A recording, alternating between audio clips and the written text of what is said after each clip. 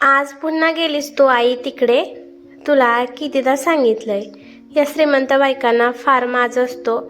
पुन्हा तू जर त्या ईश्वरीबाईंकडे गेलीस तर खबरदार. मुलाचं हे रोजचंच होतं, पण आज त्यांच्या सुनेनेही त्यामध्ये तोंड घातलं. घरात इतकी श्रीमंती असताना या रोज जाऊन कामवालीसारखं त्या बाईची सेवा करतात. मला तर बाई सोसायटीत किती लाज वाटते. काही तर मुद्दाम विचारतात, तुझी सासू मोलकरीण आहे का लक्ष्मी सोसायटीमध्ये? हे बोलणं ऐकून कावेरीताई आतल्या तुटत होती. आज सोक्षमोक्ष लागू दे आई.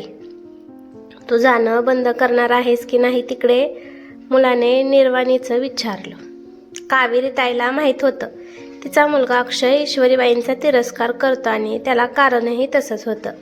गरिबीपोटी आईचा अपमान हिडीस करणारे या सोसायटीनं त्याचं बालपण करवून टाकलं होतं. पण याच लक्ष्मी सोसायटीतल्या ईश्वरीबाईंच्या घरानं आईला लक्ष्मी बनवलं होतं हे त्याला माहीत नव्हतं आणि ते कळायचं त्याचं वयही नव्हतं. श्रीमंतावरच्या ह्या रागापोटीच तर तो पोटतिडकीनं शिक्षण घेऊन आज एका मोठ्या कंपनीत ऑफिसर होता. त्याची बायकोही त्याच्यासारखी उच्च नोकरदार. महिन्याला घरात लाखानं पैसा येत होता. त्या पैशातूनच त्यांनी या सोसायटीसमोर हा 5 खोल्यांचा प्रशस्त बंगला बांधला होता. डोळ्याचं पार न फेडणाऱ्या सुखसोयी होत्या. त्याच्या बंगल्यामध्ये नोकर चाकर होते. जाणारे येणारे क्षणभर बंगल्यावर नजर फिरूनच पुढे जात. आईच्या कष्टाची जाण असणारा तो आईला तर काडीलाही हात लावू देत नसे. शीतल त्याची बायकोही सासूबाईचं मन राखून राहत असे. ज्या सोसायटीत त्याची आई धुणी भांडी करत असे त्या सोसायटीत आज त्याच्या आईला मानानं आग्रहानं बोलवलं जाई. काही वर्षापूर्वी त्यांना हिडीस करणाऱ्या या बायका जेव्हा त्याच्या आईला सन्मान देत तेव्हा अक्षयला स्वतःचा फार अभिमान वाटे. पण गेल्या 3 महिन्यापासून घरातलं वातावरण बिनसलं होतं. त्याला कारण होत्या या सोसायटीतल्या आईच्या जुन्या मालकीनबाई ईश्वरीबाई. भरजरी वस्त्रात नटलेली आणि दागिन्याने सजलेली त्याची आई. यांच्या घरी जाऊन चक्क या ईश्वरीबाईचं सगळं काम करायची. त्यांना रोज एक नवीन आणि हौसेने आरोग्यवर्धक पदार्थ बनवून भरवायची. आजही कावेरीताईने रताळ्याची गोड खीर बनवून तो नक्षीदार डब्बा घेऊन ती ईश्वरीबाईंच्या फ्लॅटकडे चालली होती आणि तेच पाहून हाताला पेटल्यासारखा अक्षय आडवा आला होता. एरवी समंजसपणे वागणारी सूनही चक्क विरोधात जाऊन बोलायला लागली होती. हा सगळा ताण सहन न होऊन कावेरीताई ओरडली, बस कर रे अक्षय. हो, मी आजही मोलकरीणच आहे, पण फक्त ईश्वरीबाईंची. आणि हे बाईंनाही आवडत नाही, पण मी स्वइच्छेने स्वीकारलंय हे पद. का ते तुला कळणार नाही, पण आज बोलते तुझ्याशी. आणि हो सुनबाई, तूही ऐक, असं म्हणून कावेरीताईने सगळं सांगायला सुरुवात केली. अख्खा भूतकाळ एका व्यथेची गाथा होऊन तिच्या पुढे उभा राहिला. कावेरी आणि सुशांत गावाकडून शहरात काम मिळेल म्हणून आलेलं एक गरीब जोडपं. शहरातल्या झोपडपट्टीत इतर अनेकांसारखं त्यांचं जगणं सुरू झालं. सुशांत एका छोट्या फॅक्टरीत हेल्पर म्हणून जाऊ लागला आणि कावेरीनंच इथल्या बायकांच्या ओळखीनं धुण्या भांड्याचं काम मिळवलं. तिच्या सोसायटीत काम करीत होते. त्या सोसायटीतला लक्ष्मी निवास हे श्रीमंतांनी उच्चभ्रू घरदार श्रीमंतीचा तोरा मिरवणाऱ्या फॅमिली, पण स्वच्छ चटपटीत आणि कामापुरतंच काम ठेवणारी मितभाषी कावेरी सोसायटीत सगळ्यांशी आवडती होऊन गेली. चापून चोपून साडी, कपाळावर मोठी लाल टिकली, गळ्यात काळ्या मण्याचं 2 अगदी छोट्या सोन्याच्या वाट्या असणारं मंगळसूत्र, लांबलचक केसांचा घट्ट आंबाडा, गव्हाळ शेलाटा बांधा आणि काळेभोर मायाळू डोळे असणारी कावेरी सुशांतचीही खूप लाडकी होती. कावेरी आणि सुशांत यांचं एकमेकांवर अफाट प्रेम होतं. वर्षभरातच त्यांच्या सुखात अक्षयच्या येण्यानं आनंदाचं चांदणं पसरलं. बघता बघता अक्षय 4 वर्षाचा झाला. 2-2.5 महिन्याचा झाल्यापासून त्याला शेजारच्या आजीकडे ठेवून ती कामाला जायची. पण घार हिंडे आखाशी चित्त तिचे पिल्लापाशी अशी तिची अवस्था व्हायची. सुशांत तर बाळाचे किती लाड करायचा. ओढाताण असायची, पण आहे त्यात समाधान मानणारी ही नवरा बायको त्यामुळे सुखी होती. पण म्हणतात ना, काही वेळा नियती खूप परीक्षा घेते एखाद्याची. अगदी तसंच झालं. साहित्य टेम्पो चढवत असताना कसं कोण जाणे, पण सुशांतचा तोल गेला आणि तो एकदम साहित्य अंगावर घेऊन पडला. दवाखान्यात नेईपर्यंत सगळं संपलं होतं. त्याचा निष्प्राप देह पाहून कावेरीचा न फोडलेला हंबरडा काळीज पिळवटून टाकत होता. सैरभैर्य झाल्याची ती आक्रोश करत होती, माती चावत होती. आसपासच्या बायांनी तिला सावरलं. लेकराकडे तरी बघ असं म्हणत छोट्या अक्षयकडं तिच्याजवळ दिलं. अक्षयकडं पाहताच तिला थोडं भान आलं. या पोरासाठी तिला जगणं गरजेचंच होतं. सुशांतचा जीव की प्राण होतं हे लेकरू. त्याला शिकवायचं, खूप मोठं करायचं हे स्वप्न होतं त्याचं, आणि तोच आता स्वप्नात येण्यासाठी निघून गेला होता. दुःखाचे कड जगण्याला कठोर बनवत होते. नियतीनं केलेल्या विचित्र खेळानं एक हस्तखेळतं घर उजाड झालं होतं. मनावर दगड ठेवत कावेरी सावरली. पोटात अति रक्तस्राव झाल्यामुळे सुशांत गेला असं निदान झालं. कंपनीकडून काही मिळणार नव्हतंच. गरिबाला विम्याचे लाड कुठले करता येणार. त्यात हे टेम्पररी नोकरी असल्यानं, कंपनीही खाजगी असल्यानं हातात रुपयाही आला नाही.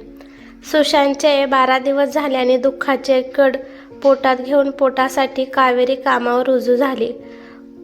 कोरडी सहानुभूती दाखवण्यापलीकडे सोसायटीत काहीच झालं नाही. काम आटपत शेवटचं काम करण्यासाठी कावेरी ईश्वरीताईंच्या घरी गेली. या बाई म्हणजे एक भारदस्त व्यक्तिमत्व, अगदी शिस्तप्रिय आणि कडक. कावेरी ही टरकून असे त्यांना, पण ताई विनाकारण कुणाला त्रास देत नसत. त्यांचे मिस्टर सरकारी खात्यात उच्च पदावर, मुलगा परदेशात आणि मुलगी सासरी दूर.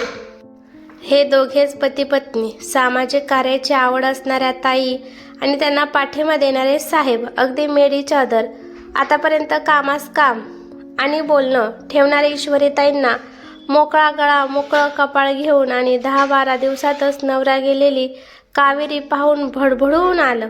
त्यांच्या लेकीच्याच वयाची होती ती. त्यांनी काही न बोलता चहाचा कप कावेरीच्या हातात दिला आणि तिच्या पाठीवर थोपटलं. बस. ह्या एका साध्या कृतीनंच कावेरीला जाणवलं, कुणीतरी आहे आपल्या वेदना जाणणारं. हळूहळू दुःख मागे पडत गेलं. कावेरी कामात रुळून गेली. अक्षय आता शाळेत जाऊ लागला होता. नाही म्हटलं तरी खर्च वाढतच होता. ह्या महागाईच्या दिवसात कठीण होत होतं दिवसेंदिवस. आणि अशातच एक आभाळ कोसळणारी घटना घडली. दणादणा पाय आपटत आणि तोंडाचा पट्टा चालवत श्वेताने कावेरीला घराबाहेर ढकललं आणि ती ओरडली, नवरा नाही म्हणून असले धंदे करते. माझ्याच घरात शेण खायला तुला लाज नाही वाटत? पुन्हा या सोसायटीत पाय टाकलास तर याद राख. श्वेताच्या ह्या अकंठ तांडवानं अख्खी सोसायटी जमा झाली तिच्या फ्लॅटसमोर. प्रत्येकजण काय झालं असं विचारू लागला. तसं श्वेता जोरात ओरडली, अहो ही धंदा करते चक्क. माझ्या मिस्टरांनी पाहिले हिला, म्हणून त्यांनाही सांगत नाही. इथं अगदी सोजवळ म्हणून मिरवते आणि असले धंदे हिला कुणीही कामावर ठेवायचं नाही आजपासून, असं सांगून श्वेताने तिला बाहेर काढलं. रडून भेकून हात जोडणाऱ्या हतबल अभागी स्त्रीला कोणत्याही स्त्रीने आधार दिला नाही. आतापर्यंत निष्कलंक असणारी एक स्त्री आज क्षणात उलटा ठरली होती. तोंडात पदराचा गोळा घेऊन चेहरा लपवत निघालेली कावेरी नुकत्याच बाहेरून येणाऱ्या ईश्वरीताईंना धडकली. त्यांच्या हातातल्या पिशव्या खाली पडल्या. अगं जरा बघून चाल की ग, असं म्हणत त्या तिच्याकडे पाहतात तोच, चुकलं हो आईसाहेब म्हणत त्यांच्या हातात भरभर साहित्य गोळा करून कावेरीताई देऊ लागले. तिच्या या भांबवलेल्या घाबरलेल्या गालावर बोटांचे ठसे उठलेल्या बेहाल अवस्थेला पाहून ईश्वरीताईंनी तिचा हात धरला आणि त्या म्हणाल्या, कावेरी तू आणि हे काय ग, काय झाले तुला? आतापर्यंत सगळ्यांनी लाथडून फिरवलेल्या नजरांनी घायल झालेली कावेरी कोसळली आणि गदगदून रडू लागली. ईश्वरीताई तिला सरळ आपल्या फ्लॅटवर घेऊन आल्या. काय कसं झालं ते सगळं त्यांनी कावेरीकडून ऐकलं. त्या शांतपणे म्हणाल्या, तू उद्या सोसायटीत कामाला ये. कुणी नाही घेतलं तर मी तुला कायम कामावर ठेवीन. पण श्वेता मॅडम त्या मला कच्ची फाडून खातील. ती घाबरून म्हणाली, तिचं मी पाहून घेईल, पण तू कामावर येणं बंद करू नको. ईश्वरीताईंनी तिला धीर दिला. हृदयात वेदनेचा अंगार लपवत कावेरी दुसऱ्या दिवशी सोसायटीची पायरी चढली. गरिबीला गरज असते आणि गरजेला लाज नसते हेच खरं. तिनं नेहमीच्या घराची बेल दाबली, पण तिला पाहता सगळ्यांनी फटाफटा दरवाजे बंद केले. आम्हाला तुझी गरज नाही म्हणत, पण ईश्वरीताईंनी तिला घरचं काम करू दिलं. ही बातमी सोसायटीभर पसरली. 10-15 दिवस झाले तरी कावेरी सोसायटीत येतच होती. ईश्वरीताई बरोबर आणखीन 1-2 जणींनी तिला पुन्हा घर कामावर घेतला आणि श्वेताचा थैथयाट झाला. तिने सोसायटीच्या सेक्रेटरीकडे तक्रार केली. सोसायटीची मीटिंग बोलावली. आरोपीच्या पिंजऱ्यात होत्या ईश्वरीताई, कारण त्यांनी एका चारित्र्यहीन बाईला आपल्या घरी कामावर ठेवलं होतं ना. झाडून सगळे सोसायटी मेंबर आपल्या बायकांना घेऊन मीटिंगला हजर झाले. कावेरी खाली मान घालून अंग चोरून उभी होती. मीटिंग सुरू झाली. सोसायटीच्या सेक्रेटरीने मूळ मुद्द्यालाच हात घातला आणि डायरेक्ट ईश्वरीताईंना प्रश्न केला. मॅडम, आपल्या सोसायटीतल्या मोलकरणीबाबत सगळं ठाऊक असतानाही तुम्ही तिला कामावर ठेवलात. इतकंच नाही तर सोसायटीतल्या इतर फॅमिल्यांनाही तिला कामावर ठेवण्यास तुम्ही सांगत आहात. या असल्या बाईमुळे आमच्या मुलांवर चांगले संस्कार होतील का? हो ना, आमच्या घरी तर वयात आलेली मुलं आहेत. शिवाय आमच्या सगळ्यांचे पतीही घरी एकटेच असतात कधी कधी. कसा विश्वास द्यायचा या बाईचा? नेनेबाई बोलल्या. त्यांच्या मिस्टरांनी आणि इतर बऱ्याच जणांनी त्यांची री ओढली. हिला कामावरून बंद करा. ईश्वरीताई, आत्तापर्यंत आम्ही हिला सोजवळ म्हणत होतो, पण नवरा गेल्यापासून ही बदललीच. विधवा, बेसहारा म्हणून काम देतो आणि आम्ही पण आहो ही चक्क धंदा करते. श्वेता धुसफुसली. तशा ईश्वरीताई ओरडल्या. थांब श्वेता, एखाद्यावर आरोप लावण्याआधी माणसानं विचार करावा. गेली 6 वर्ष ही काम करते आपल्याकडे. आतापर्यंत तिची कोणती तक्रार होती? 6 महिन्यापूर्वी तिचा नवरा वारला. एक छोटं लेकरू घेऊन खाली मान घालून आपलं काम करत जगते ती, म्हणून काय तिने असं? मध्येच बोलणाऱ्या श्वेताच्या मिस्टरांना थांबवत ईश्वरीताई म्हणाल्या. माझं पूर्ण होऊ दे मिस्टर रवी. असं अचानक काय झालं की तुम्हाला कावेरी धंदा करते याचा शोध लागला? जरा सांगाल का आम्हाला? मी पाहिलं हिला एका माणसाबरोबर, हे हिच्या लक्षात आलं. आणि अहो, ही चक्क श्वेता नसतानाही मला खानाखुना करते, घाणेरडे हावभाव करते. नाही हो साहेब, मी कधीच असं केलं नाही. मी नाही हो तसली बाई. कसं पटवून देऊ तुम्हाला? कावेरी कळवळली. तसं नेनेबाई पुन्हा करवादल्या. गप ग, तुझ्यासारख्या खाली मान घालणाऱ्याच्या अंगातच खेळ असतात. खरं म्हणजे नेनेबाईचा खरा राग ईश्वरीताईंवर होता, कारण नेहमी टिपटॉप राहणाऱ्या हसतमुख आणि इम्प्रेसिव्ह ईश्वरीताईंचा त्यांना हेवा वाटे. आता कावेरीला त्यांनी कामाला ठेवल्याचं आयतं खोलीत मिळालं होतं. पण माझे मिस्टर बऱ्याचदा घरी असतात एकटे, त्यांना नाही अनुभव आला कधी असला. ईश्वरीताई बोलल्या. तेवढ्यात सौ देसाईकर कुजबुजल्या. तुमचं ध्यान शामूळ आणि बायकोच्या ताटाखालचं मांजर आणि हास्याची खसखस पिकली. तशा आवाज चढून ईश्वरीताई म्हणाल्या. माझे मिस्टर शामूळ नाही तर स्त्रीचा आदर कसा करावा हे जाणतात. देसाईकर बाई, तुमच्या यांना विचारा. तुमच्या मिस्टरांनी ऑफिसमध्ये केलेली अफरातफर त्यांना तुरुंगात घेऊन गेली असती. ती भानगड माझ्या शामूळ मिस्टरांनीच हाताळली होती बरं का. तसे मिस्टर देसाईकर बायकोवर खेकसले. तुला कुठं काय बोलावं हे कळत नाही? आता तोंड मीठ. चर्चा भांडणाचं रूप घेणार असा रंग दिसताच कामावरून काढून टाका, म्हणजे प्रश्न मिटेल, असं कुणीतरी म्हटलं. तशा ईश्वरीताई म्हणाल्या. ते शक्य नाही. सत्य काय आहे हे मी तुम्हाला सांगते. मिस्टर रवी, तुम्ही कावेरीचा विनयभंग केला आहे हे मान्य करा. गेल्या महिन्यात मंगळवारी तुम्ही ऑफिसमधून दुपारीच घरी आला होता, कारण तुम्हाला माहीत होतं कावेरी तुमच्याकडे दुपारनंतर येते आणि त्या दिवशी श्वेता मुलांना घेऊन भावाकडे गेली होती. तुम्ही तुमच्या फ्लॅटमध्ये शिरलात आणि कावेरीबरोबर चुकीचं वर्तन करण्याचा प्रयत्न केलात. त्याचवेळी कावेरीने तुम्हाला बाजूला ढकललं आणि ओरडली. मी हे सगळं सोसायटीला सांगेन. तुम्ही घाबरलात. कावेरीची माफी मागितली. कावेरीलाही एक संसार तुटायला नको म्हणून मोठ्या मनानं तिने तुम्हाला माफ केलं. पण त्यानंतर श्वेता घरी असताना ती कामावर येऊ लागली. तुमच्याकडे ती डुंकूनही पाहत नसे. चुकून लक्ष गेलं तर तिरस्काराने मान फिरवत असे. तिला बिचारीला माहीतच नव्हतं. माफी मागून तुम्ही स्वतःला वाचवलं होतं, पण तुमच्यातलं भुकेलेलं जनावर अजूनही तसंच होतं आणि त्या रविवारी पुन्हा तुम्ही तोच प्रकार केलात, तेही श्वेता घरी असताना. कावेरी स्वतःला सोडून घ्यायचा प्रयत्न करत होती. तुम्ही मात्र तिनंच आपल्याला फसवलंय असा ओरडून कांगावा केलात. आणि श्वेतानंही कोणताही विचार न करता कावेरीवरच सगळं खापर फोडलं. काहीही बोलू नका. यांच्यावर खोटे आरोप करताना तुम्हाला लाज वाटायला हवी, श्वेता ओरडली. तशा ईश्वरीताईंनी श्वेताला म्हणाल्या, लाज तुझ्या नवऱ्याला वाटायला हवी श्वेता. विसरलीस 2 महिन्यांच्या बाळाला घेऊन तू इथं आलीस आणि त्याचवेळी तुझ्या सासूबाई पाय घसरून पडल्या होत्या. तेव्हा याच कावेरीने एखाद्या पोक्त बाईसारखं आई होऊन तुझं सगळं काम केलं होतं. स्वतःच्या 6 महिन्याच्या लेकराला घरी सोडून ते तुला जपत होती. तेव्हा हा तुझा नवरा कंपनीच्या कामाच्या नावाखाली तुला घरात काढायची मदत करत नव्हता. कसं जमतं ग तुला इतक्या चटकन पलटायला? खरे कृतज्ञ तर तू आहेस. कसलाही विचार न करता तू कावेरीला दोषी ठरवलंस. फुकट नाही केलं तिनं काम, जादा पैसे मोजलेत तिला.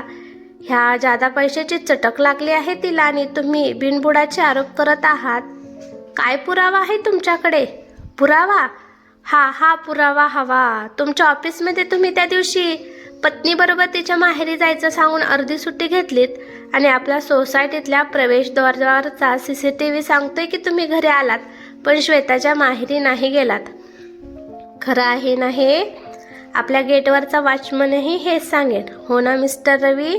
बऱ्याच वेळा अशी बरीच कारणं देऊन तुम्ही सुट्ट्या घेता कंपनीकडून. कशासाठी ते सांगू का? आपलं बिंग फुटणार हे लक्षात येताच आणखीन तमाशा नको म्हणून श्वेताच्या नवऱ्याने सरळ माफी मागितली.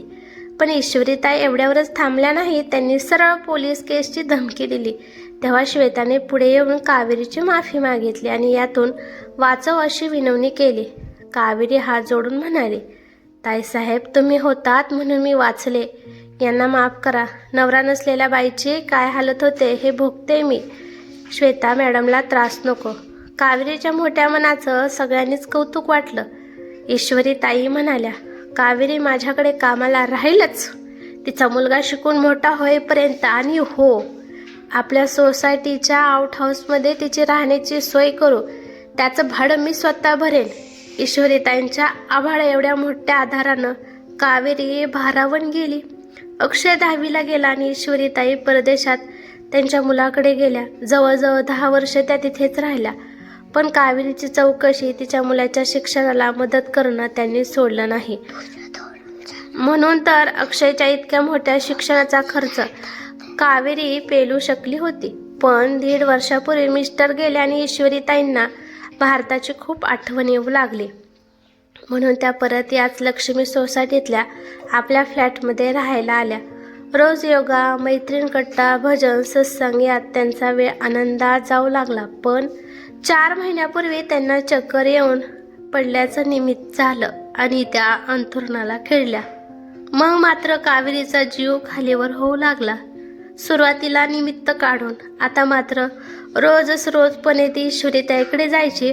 त्यांच्या मुलग्याने सुट्टी मिळत नसल्याने 24 तास एक नर्स त्यांच्या सेवेसाठी ठेवली होती. पण कावेरी मात्र दररोज त्यांना अगदी हलक्या हाताने आंघोळ घालत असे. त्यांना छान साडी नेसवून वेणीफणी करत असे. स्वतःच्या हाताने त्यांना भरवत असे. त्यांच्याशी गप्पा मारत असे. तशी नर्सही चांगलीच होती. पण कावेरीच्या मायाळू स्पर्शाची जादू होती त्याचा असर दिसू लागला. ईश्वरीताई प्रसन्न राहू लागल्या. परवा तर डॉक्टर म्हणाले, अशीच प्रगती राहिली तर थोड्याच दिवसात तुम्ही स्वतःहून चालू लागाल. तेव्हा ईश्वरीताई म्हणाल्या, नक्कीच होईल डॉक्टर. कारण ही माझी लेक आहे ना कावेरी, तिच्यामुळे तर ही जादू झाली आहे. हे सगळं सांगून झाल्यावर कावेरी म्हणाली, आता तूच सांग अक्षय.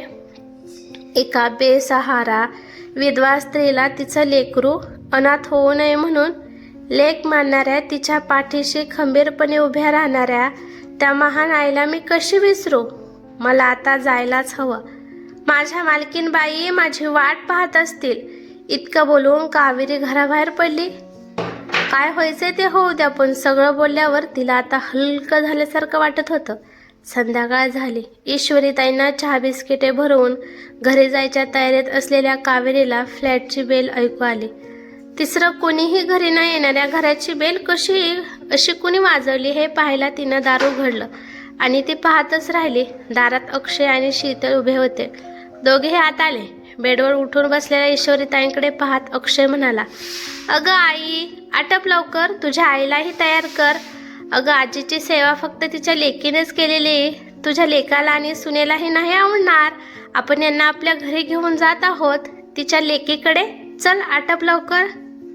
कावेरीचे डोळे भरून आले. तिला वाटलं बघता बघता आपला लेक किती मोठा झाला. वयानं आणि मनानंही तिनं लेकाला आणि सुनेला घट्ट छातीशी धरलं. ईश्वरीताई मात्र या आनंदी आणि सुखद धक्क्यानं प्रसन्न हसल्या नेहमीसारखंच.